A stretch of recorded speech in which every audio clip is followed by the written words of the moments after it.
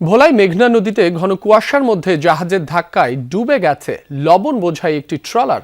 গত রাত 2:30টার দিকে এই দুর্ঘটনার সূত্রপাত। ট্রলারের মাঝি ও শ্রমিকরা জানায়, বৃহস্পতিবার সকালের দিকে কক্সবাজারের কুতুবদিয়া থেকে এমভি দেলোয়ার 3 নামক ট্রলারে তারা 300 টন লবণ বোঝাই করে খুলনা জেলখানা ঘাটের উদ্দেশ্যে রওনা করেন।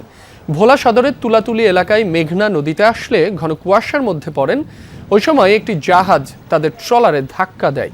এতে ট্রলারে পানি ঢুকতে শুরু করে। তীরের কাছাকাছি পৌঁছালে ট্রলারটি ডুবে যায়। এ সময় ট্রলারে থাকা 7 আরোহী আরেকটি ছোট নৌকার সাহায্যে তীরে পৌঁছান। ট্রলার মালিকের দাবি, প্রায় 50 লাখ টাকার ক্ষয়ক্ষতি হয়েছে। ডুবে যাওয়া ট্রলারটি উদ্ধারের চেষ্টা করছেন কোস্টগার্ড দক্ষিণ জোনের সদস্যরা। কুয়াশার কারণে আমি গ্যারাবি দিছি।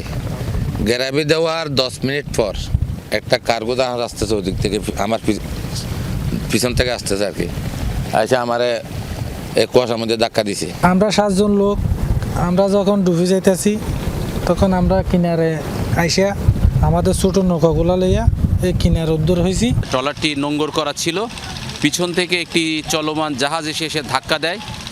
ধাক্কা দেওয়ার সাথে সাথেই এখানে যে মাছটা ছিল লবণবাহী ট্রলারের, সে বুঝতে পেরেছে যে আমার ট্রলার ডুবে যাবে। সে তাৎক্ষণিকভাবে ট্রলারটি চালিয়ে এই তুলাতলি ঘাটে নিয়ে আসে।